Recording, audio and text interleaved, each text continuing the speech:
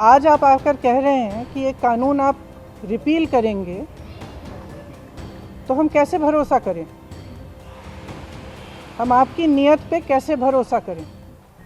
किसी वजह से मेरा ध्यान शहीद दलजीत सिंह के परिवार की ओर गया, जो बहराइच के एक गांव में रहते हैं। मैं उनसे मिली थी, उनकी पत्नी पर मेरा ध्यान गया। जब मैं उनसे मिलने गई, उन्होंने मुझे कहा उनकी एक 19 साल की बेटी है, एक 13 साल का बच्चा है। तो हमारी बातचीत हुई परिवार वालों से, उन्होंने कुछ ज़्यादा कहा नहीं, चुपचाप बैठी थी। अंत में जब हम जाने वाले थे तो मेरे पास आए, उन्होंने कहा कि मुझे बहुत डर लग रहा है, मैं अपने पति के बिना इन दोनों बच्चों को कैसे संभालूंगी। अपनी बेटी के लिए डर है, हम यहाँ अकेले रह रहे हैं, डर है। किसी वजह से मेरा ध्यान उन पर गया, क्योंकि मैंने सोचा कि वो क्या सोच रहे होंगे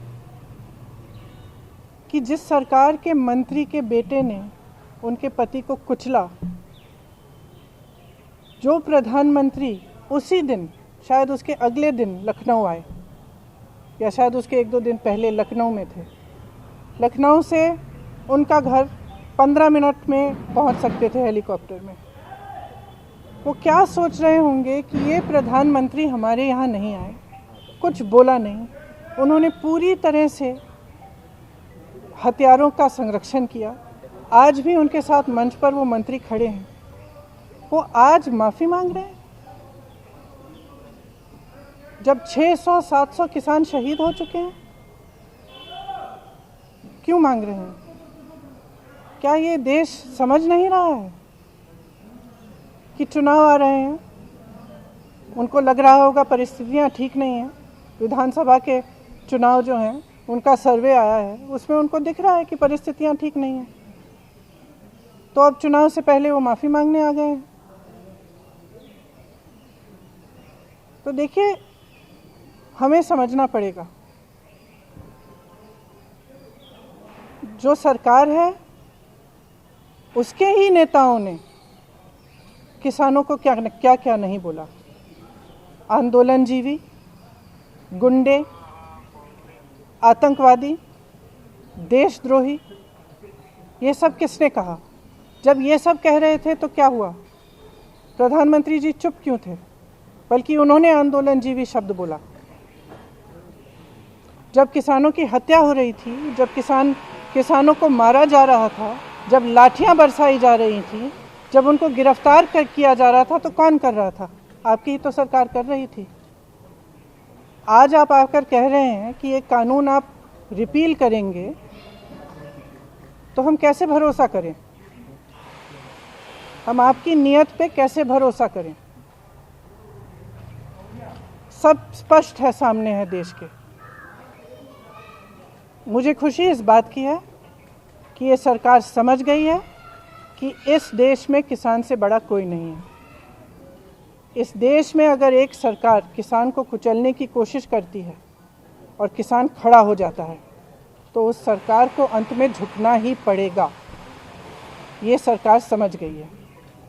इस बात पर मुझे खुशी है।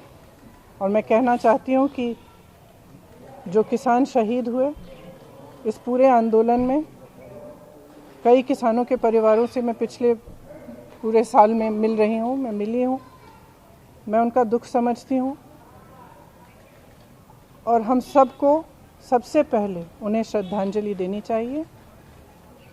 अगर सरकार सचमुच सीरियस है तो उनके लिए जो कार्रवाई होनी चाहिए, ख़ास तौर से जो लखीमपुर खीरी में हुआ, उस पर जो कार्रवाई सही ढंग से होनी चाहिए वो करनी चाहिए।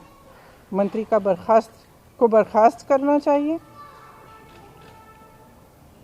और इस पूरे देश में जो किसानों की आवाज़ उठी है, हम सबको उनके साथ हमेशा के लिए खड़ा रहना चाहिए। किसान की बहुत समस्याएं हैं, आज हर तरफ से मजबूर है, हर तरफ से वो कर्ज में डूबा हुआ है।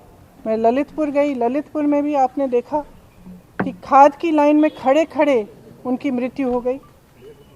कुछ किसानों ने आत्महत्या की। तो किसानों की जो समस्या है, जिसके लिए किसान आंदोलन कर रहे हैं, उसको ठीक तरह से समझना, उनकी समस्याओं को ठीक तरह से सुलझाने का कर्तव्य हम सबका है।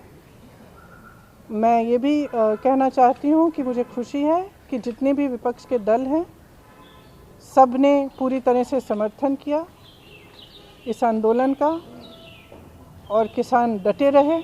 हमारे भाई बहन जो दिल्ली के बॉर्डर पे भी थे और तमाम प्रदेशों में, सब डटे रहे और आज हम उन सबको धन्यवाद देना चाहते हैं। जैसे मैंने कहा, जो शहीद हुए हैं उनको श्रद्धांजलि देना।